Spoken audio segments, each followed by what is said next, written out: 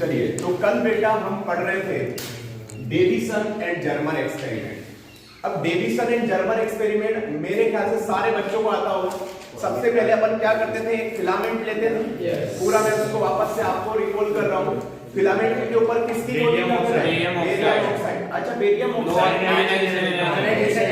ताकि इजीली वो electron donate कर सके। अब वहां से इलेक्ट्रॉन तो जा रहे हैं बिल्कुल चारों डायरेक्शन में, तो हमें उन्हें डायरेक्शन देने के लिए हमें क्या पे सिलेंडर रखते हैं।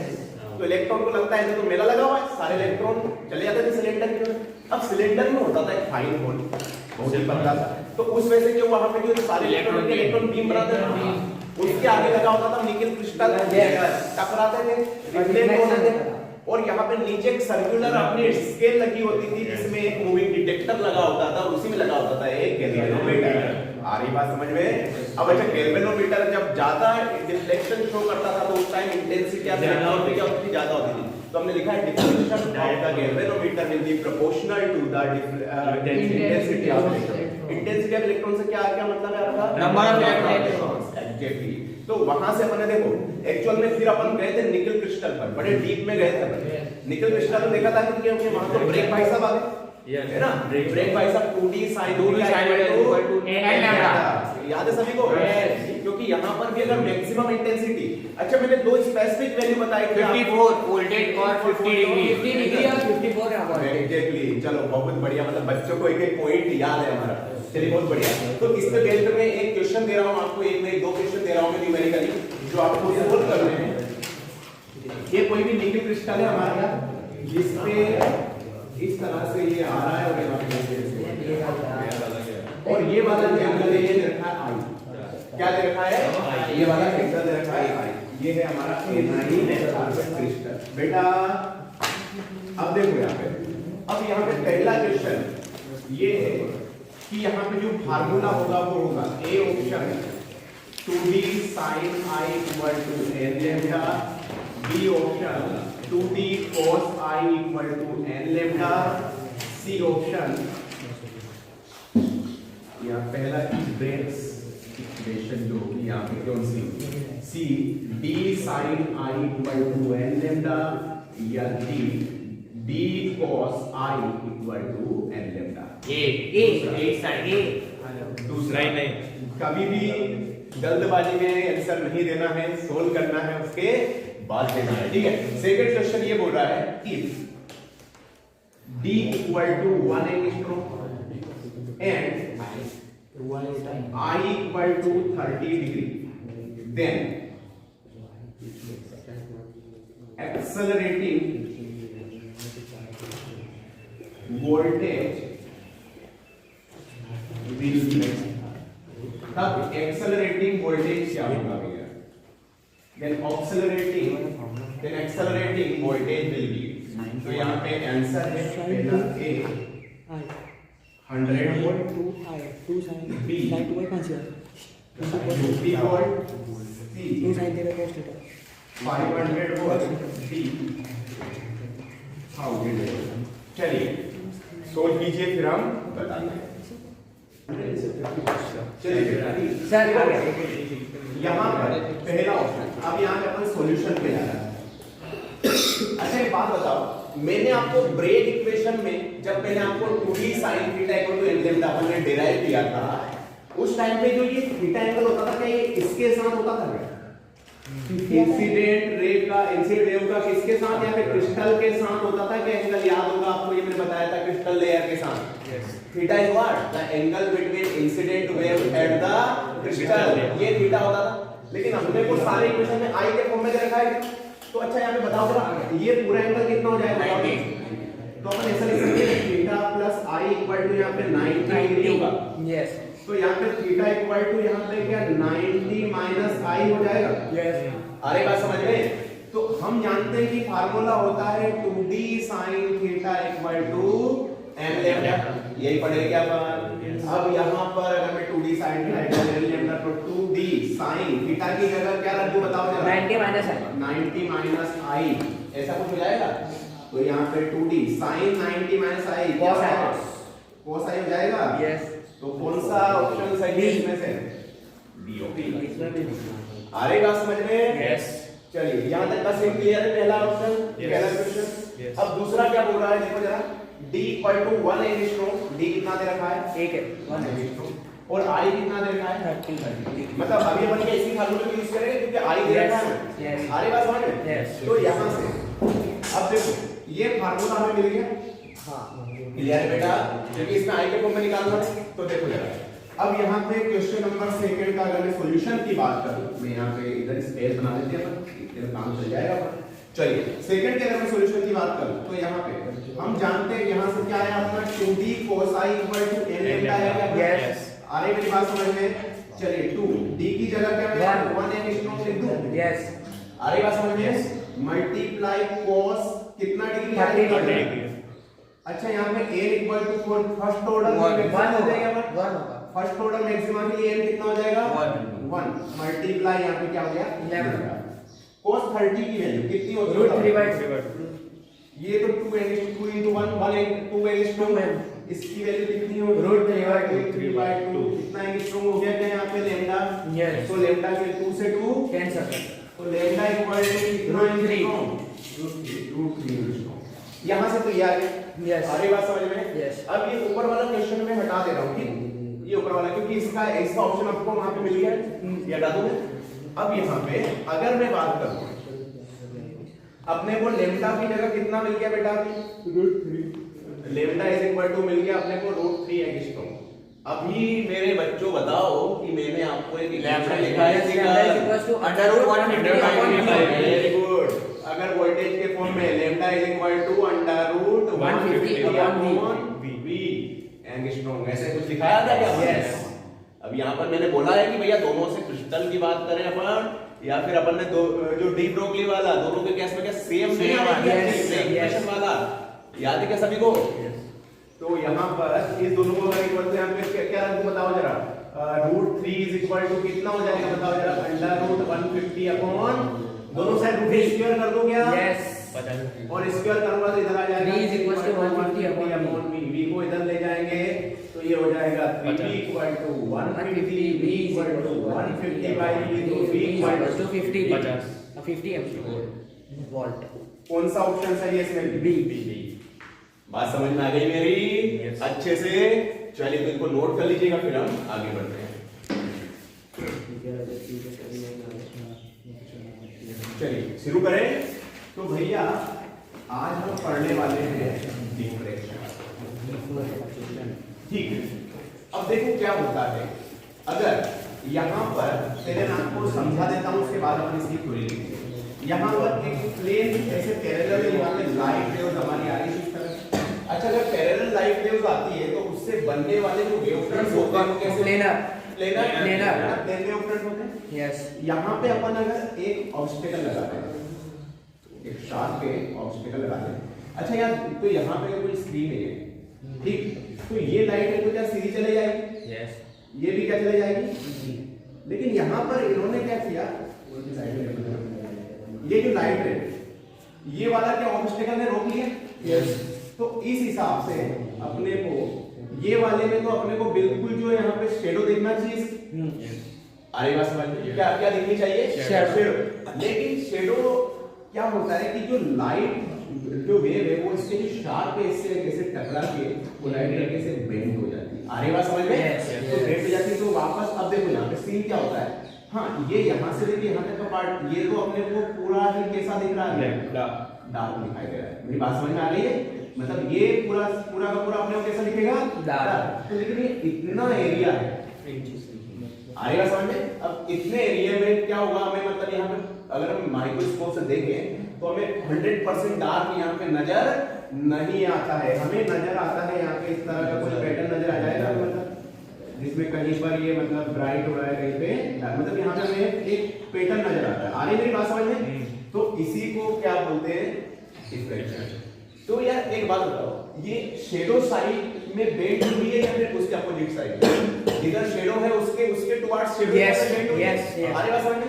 तो क्या बोलना मेरा कि अगर कोई लाइट वेव्स या लाइट फोटोन जो भी है उनके अगर रास्ते में अगर कोई ऑब्स्टेकल आता है तो उसके शार्प एज से वो क्या हो जाते हैं? बेंड होती है टुवर्ड द शेडो।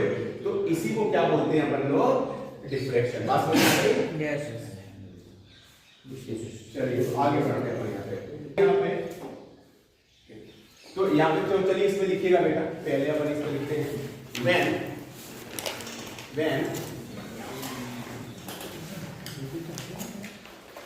डायग्राम बाजू में लाना है। when light pass over, ये जो हमारा when light pass over an obstacle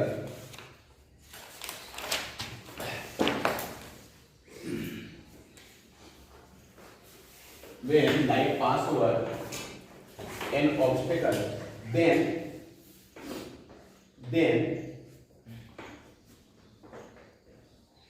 then by the sharp edge of that obstacle, then by the sharp edge of the obstacle, इसकी sharp edge से ये क्या हो गई बेटा, bend हो गई क्या? by the sharp edge of the obstacle it bends towards shadow, it bends towards shadow। कहाँ पे बेंड होती है ये? शेडो की ओर। इसलिए अपने को देखो यहाँ से यहाँ तक का पूरा पोर्शन अपने को डार्क नजर आ रहा है, लेकिन इस पोर्शन में हमें डार्क नजर नहीं आता है। आगे बात समझ में? एक्चुअली ये वाला जो पोर्शन थोड़ा सा यहाँ पे क्या होता है, ब्राइट मान लेते हैं इसको। तो ये वाला जो पोर्शन है ये कैसा नहीं, टेक्निकल क्या था यहाँ पे, ब्राइट है बस। आगे बात समझ में? तो इस वजह तो इसी अब यहाँ पे तो लाइट होना तो नहीं चाहिए थी जैसे, क्योंकि लाइट अगर सीधे यहाँ पे मोशन कर रही है तो यहाँ से यहाँ तक का यहाँ जितना ऑब्स्टेकल है, यहाँ से यहाँ तक का पोर्शन हमारा शेडो दिखाई देना था, लेकिन एक्चुअल में हमें शेडो कितना दिखाई दे रहा, इतना। ये ऊपर का पोर्शन क्या हो गया, ब्राइट। तो भैया ये ब्राइट कैसे हुआ? तो ब्राइट क्या हो गया कि कैसे हुआ बेटा, कि जो लाइट वेव थी वो इसके शार्पनेस से यहाँ पर टकरा कर क्या हो गई, अपने पास से डेविएट हो गई, डेविएशन हो गया इसका, अरे मतलब बेंड हो गई। और इसी बेंडिंग के कारण यहाँ पर क्या होता है, एक टाइप का मतलब यहाँ पे हमें इंटेंसिटी मिल जाता है, थोड़ी सी ब्राइटनेस मिल जाती है। आगे का समझ तो कहाँ तक लिखा है बेटा आपने, towards shadow। then this process of bending is known as, क्या बोलते हैं भैया, बताओ जरा, diffraction, known as diffraction। तो इसको नोट कीजिएगा, फिर हम आगे बढ़ते हैं ये डायग्राम। अब यहां पे लिखिएगा बेटा, single slit diffraction, single slit diffraction. अब देखो सिंगल स्लिट डिफ्रैक्शन क्या है, जनरली हम बात कर रहे हैं, अच्छे से समझना है। अगर अपन यहाँ पर पहले तो मैं डायग्राम बनाया तो आपको समझा, उसके बाद अपने इसकी थ्योरी पार्ट, ठीक है, सिंगल स्लिट। अच्छा अपना पहले एक नीचे एक ऑब्स्टेकल लगा हुआ था क्या, नीचे पहले एक ऑब्स्टेकल लगा हुआ था, अपन ने एक और ऑब्स्टेकल कहाँ से लगा दिया, ऊपर से लगा दिया। अरे बात समझ में? तो अब यहाँ पे सीन क्या हो गया, देखते हैं अपन। मान लो लाइट गाड़ी इस तरह,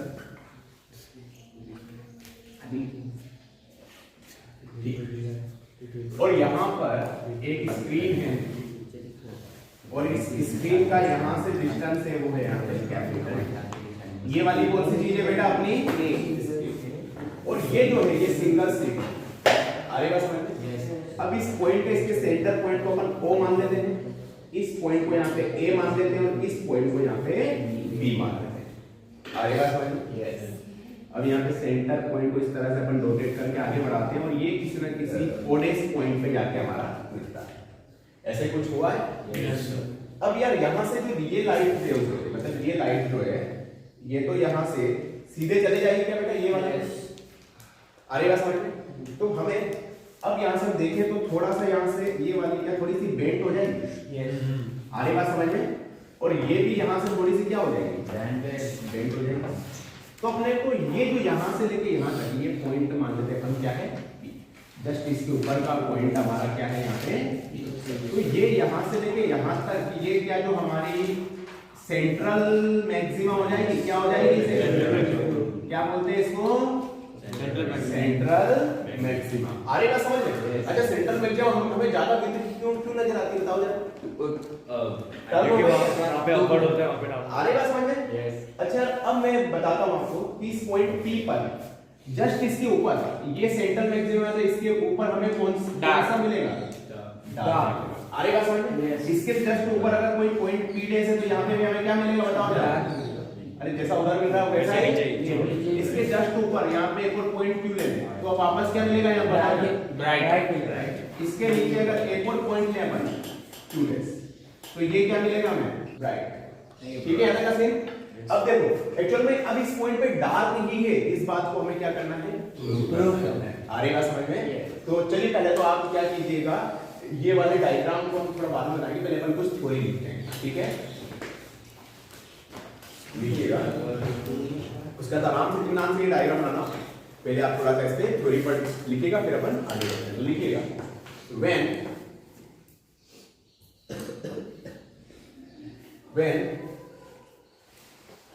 when light wave incident on slit, when light wave या wave fronts, अगर वेव लाइट वेव का मतलब क्या है? यहाँ पे वेव फ्रंट से इंसिडेंट कर रहा है क्या बोलेंगे? when light wave incident on the slit, then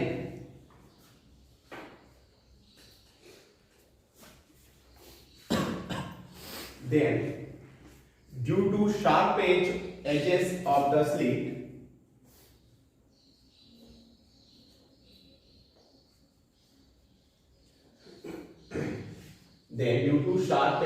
edges of the slit, light diffracts.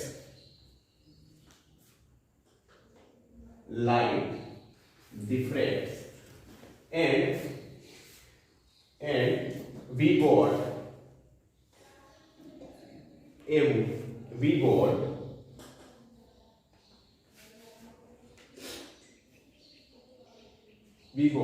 a use bright maxima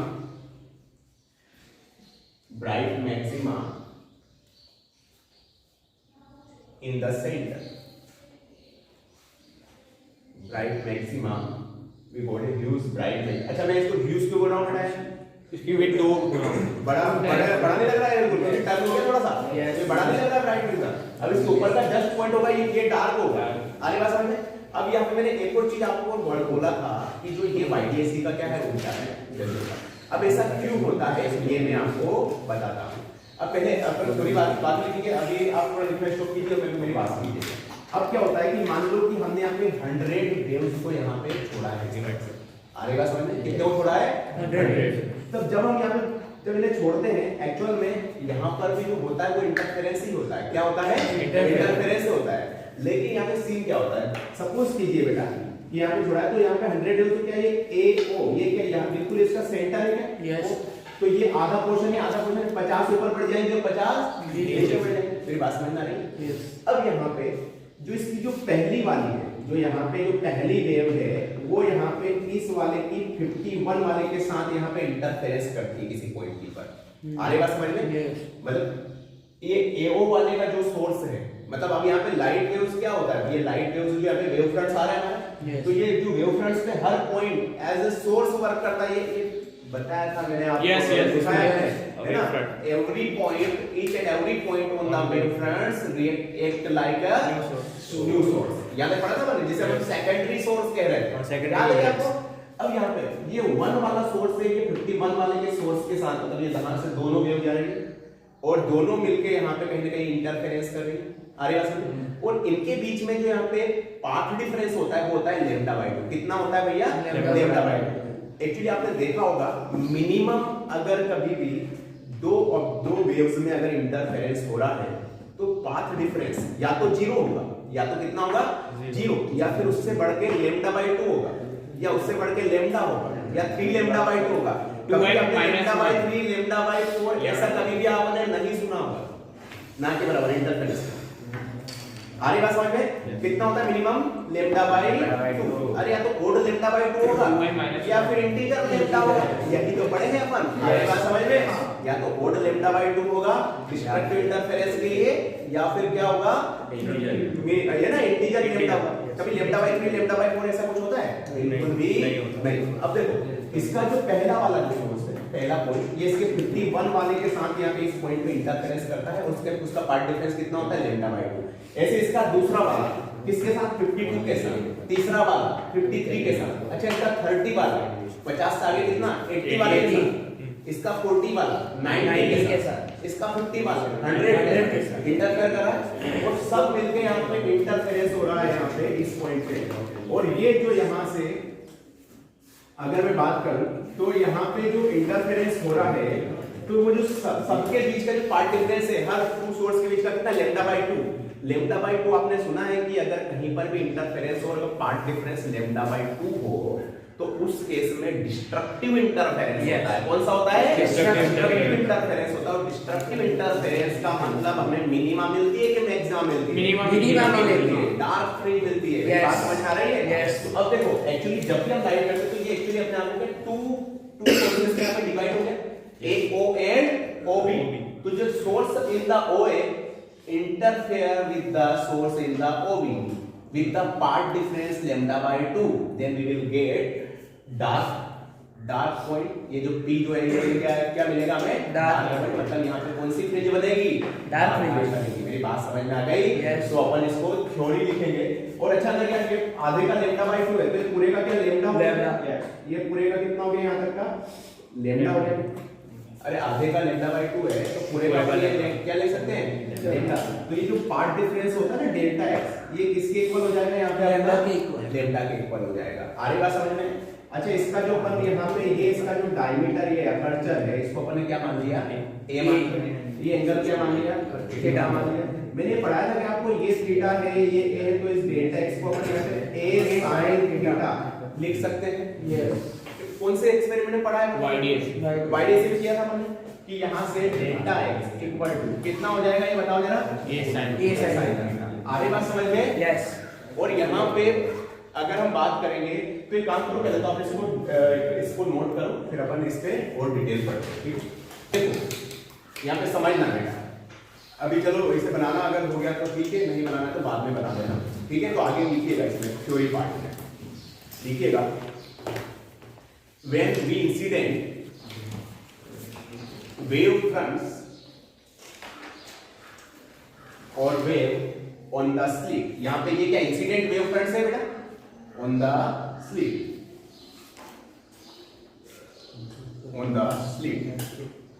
then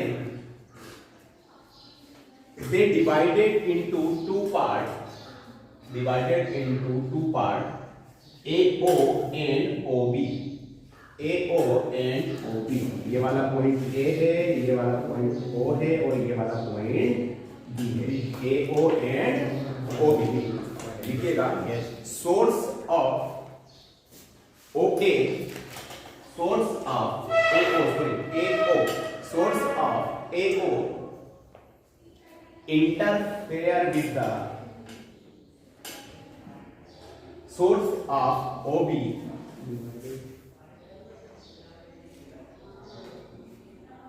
with the part difference λ/2।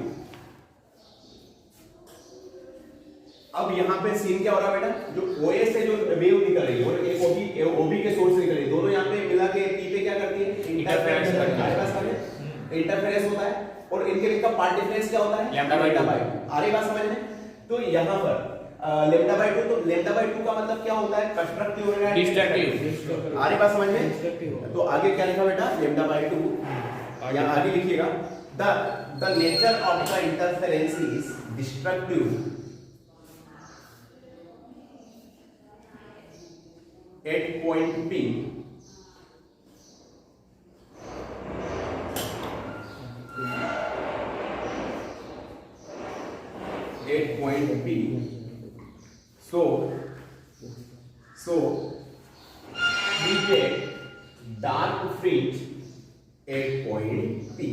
so we get dark fringe at point P।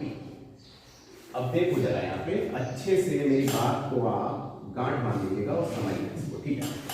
यहाँ पर ये इसका centre point बेटा हो। अरे बात समझ? अच्छा इस OA के सेंटर में मैं एक पॉइंट ले लेता हूँ यहाँ पे M1 इसके सेंटर में। अरे बात समझ? तो ये अच्छा ये टोटल A है तो ये यहाँ पे A/2 हो जाएगा, आधा A/2।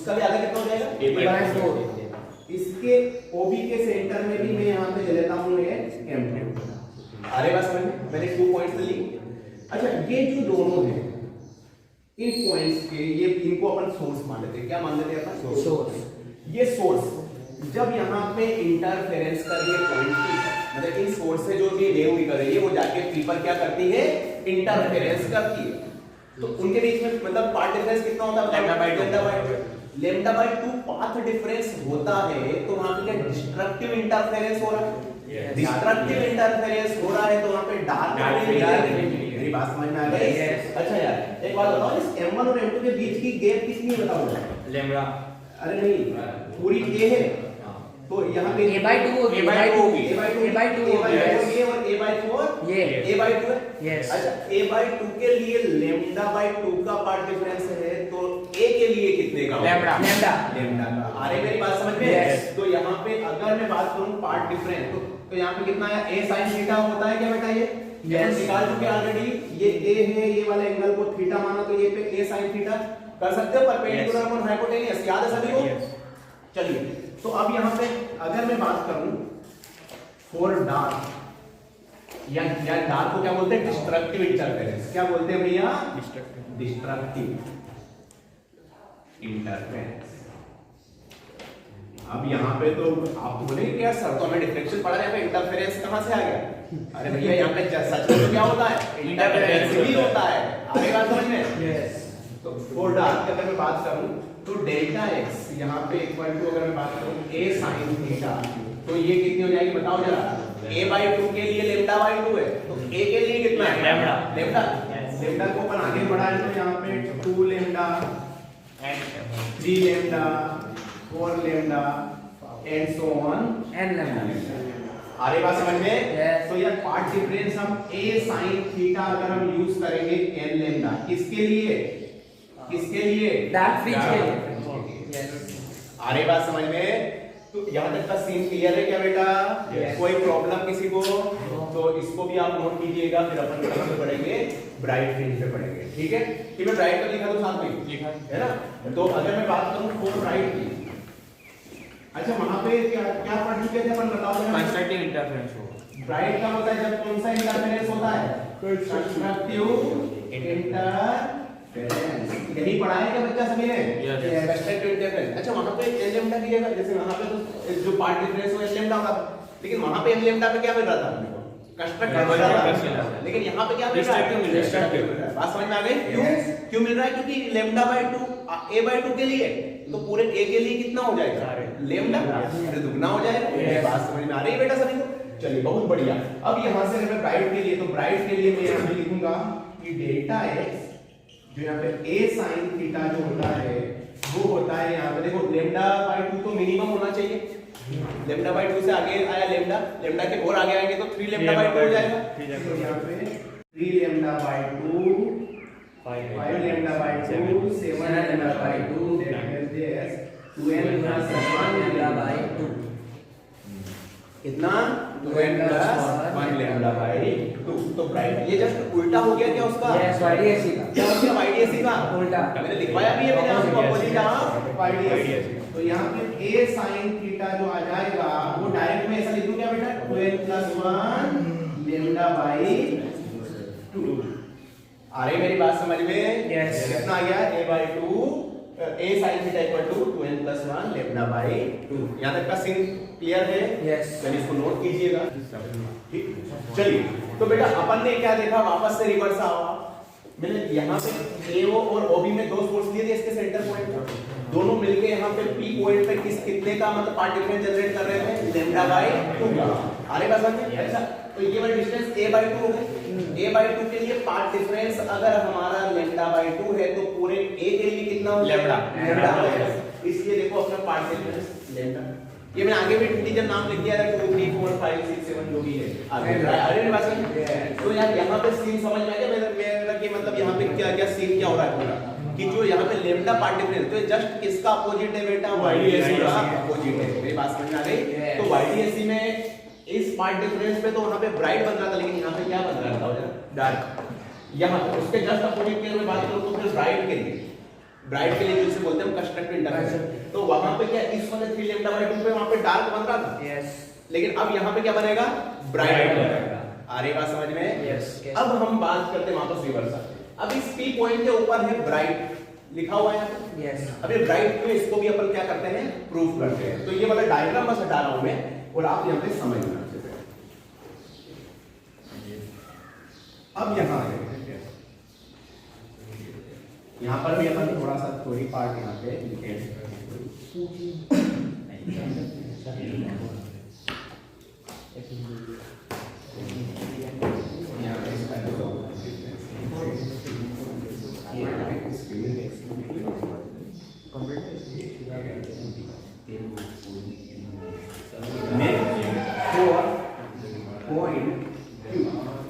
कौन से पॉइंट के लिए अपन यहाँ पे अब बात कर रहे हैं, क्यू पॉइंट, क्यू पॉइंट। आए बात समझ में? अगर मैं बात करूँ पॉइंट क्यू, ये वाला जो पार्ट डिफरेंस है, एक्चुअली यहाँ पर देखो बेटा, यहाँ पे लेमडा था क्या? अब यहाँ पे अगर मान लेते हैं अपन लेमडा के 3 लैम्डा बाय 2 और पार्ट डिफरेंस हो, तो फिर यहाँ पर ब्राइट क्यू बनेगा, है ना? पॉइंट क्यू के जस्ट इसके ऊपर है, और यहाँ का जो डिफरेंस है वो है यहाँ पे 3 लैम्डा बाय 2। पहले वाले में कितने का डिफरेंस था, लैम्डा का? इस वाले में कितना है, 3 लैम्डा बाय 2। अब ये 3 लैम्डा बाय 2 पार्ट डिफरेंस में यहाँ पे जो क्यू, यहाँ पर हमारा ये क्यू पॉइंटर है, यहाँ पे हमें चमकता हुआ नजर आएगा। चमकता हुआ नजर मतलब क्या, ब्राइट। अब क्यों आएगा इसका, मैं आपको बताता हूँ। तो लिखिए पहले थ्योरी में, फिर अपन ये डायग्राम लिखिएगा।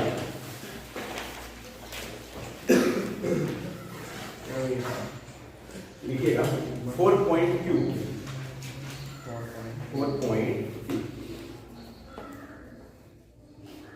लिखिएगा।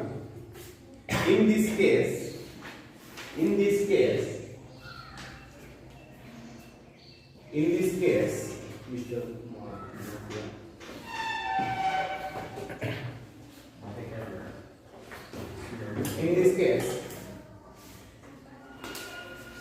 light waves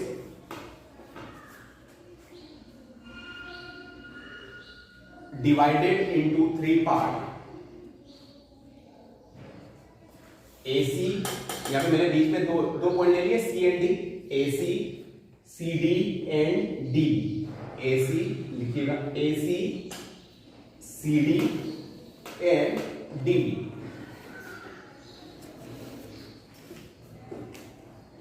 आ रही बात समझ में? 2 waves, आगे लिखिएगा 2 waves from,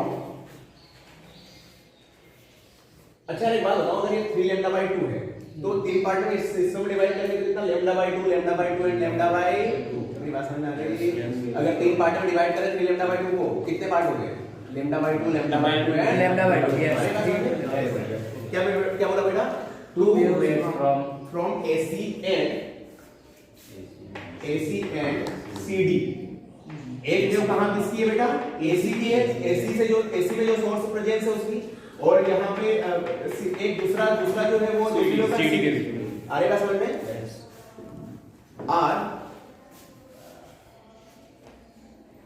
are made interference at point Q with the path difference lambda by 2, with the path difference lambda by 2। अच्छा, अगर पार्ट डिफरेंस अगर लैम्डा बाय 2 है, तो इसका मतलब क्या होना चाहिए, destructive interference. I mean that means due to sources AC and CD,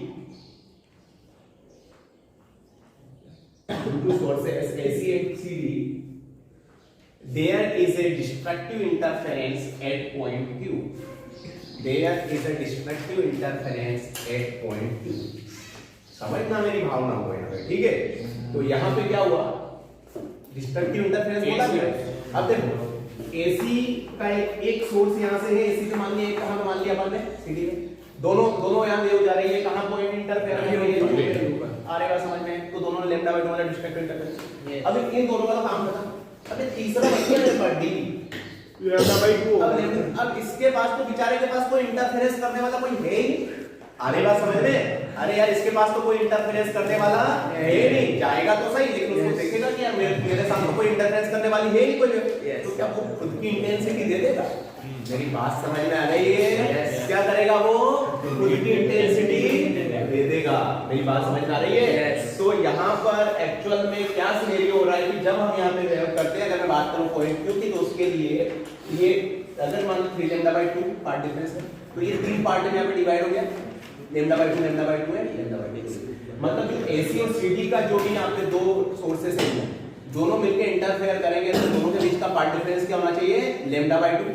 तो λ/2 तो क्या कौन सा इंटरफेरेंस होना चाहिए? डिस्ट्रक्टिव, मतलब डार्कनेस नहीं चाहिए। लेकिन फिर ये बच गया अपना डीबी। अब ये बेचारा इसके पास तो λ/2 लेके बैठा है कि आ जाओ बेटा कोई ना कोई तो इंटरफेरेंस कर लो, लेकिन इसके पास तो कोई मिला ही नहीं इंटरफेरेंस करने के लिए। ये डीबी के अपनी इंटेंसिटी वहां पे भेज देगा। आ रही बात समझ में? आगे लिखिएगा, कहां तक पहुंच गए बेटा?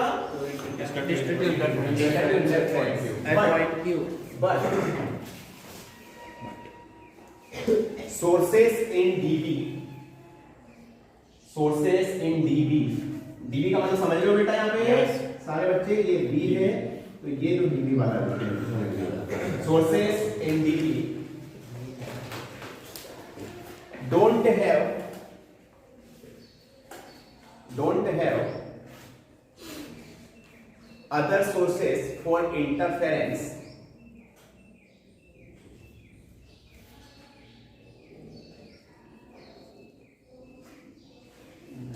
don't have, क्या इनके पास कोई भी other sources for interference, या तो लिख ले बेटा? So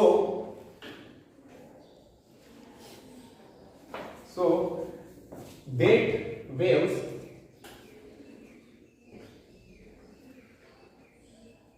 diffracted by dB जो भी है, that wave diffracted by dB makes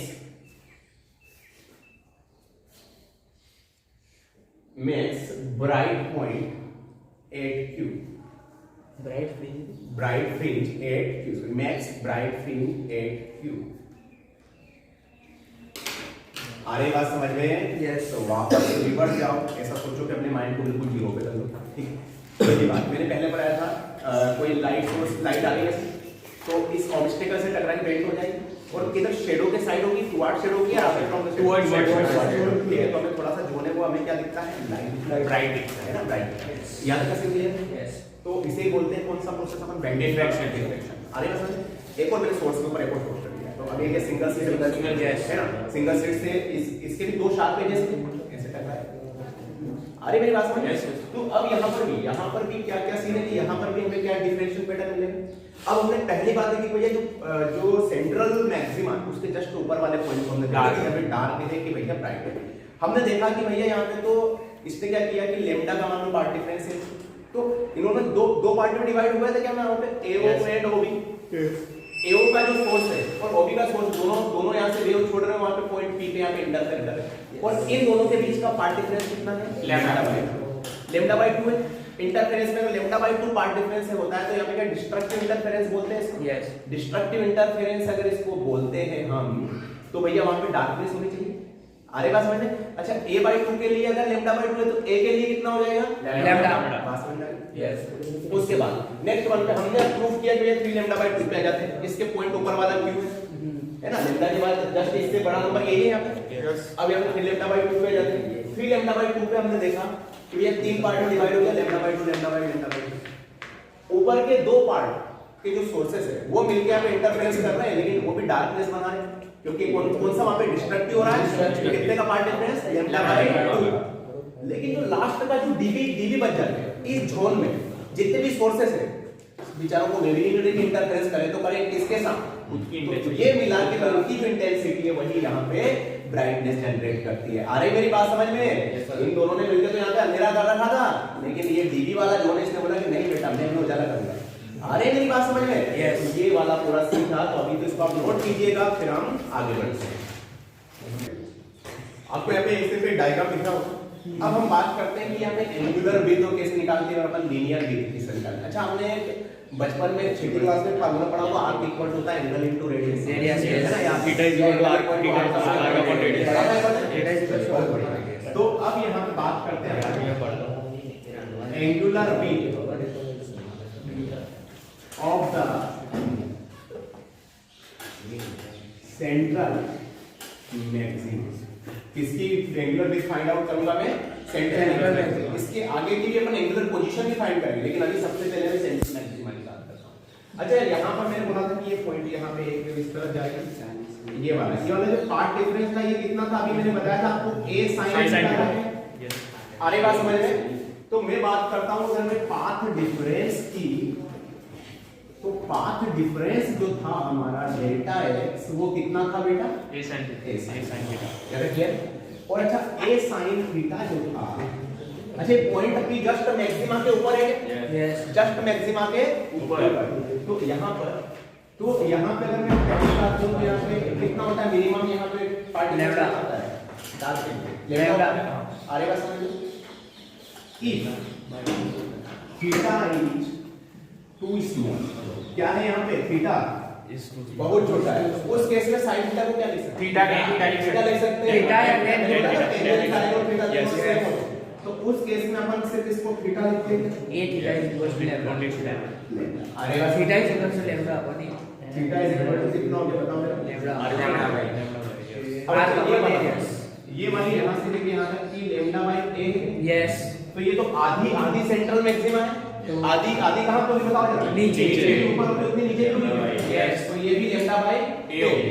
अरे बात समझ में? तो ये तो सिर्फ हाफ के लिए। अगर मैं बात करूं एंगुलर विड्थ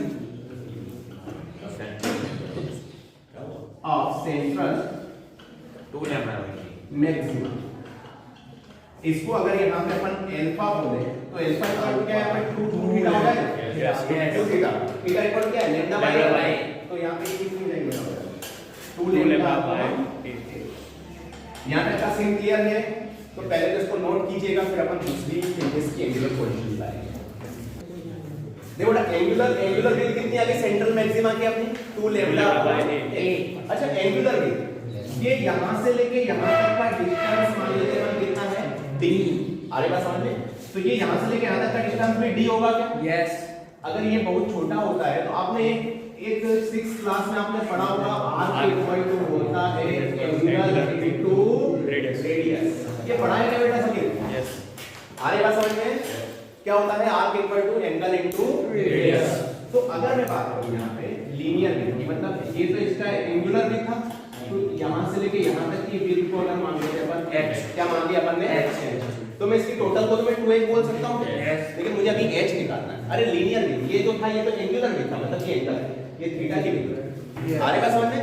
ये लैम्डा बाय ये था, ये किसकी वैल्यू थी? यहाँ पे थीटा की वैल्यू थी। अपने को इसकी लीनियर विड्थ मतलब ये निकालनी है। तो यहाँ पे तो एक बात बताओ आपने, r को तो हम यहाँ पे बात करते हैं लीनियर विड्थ ऑफ किसकी? बताओ जरा। सेंट्रल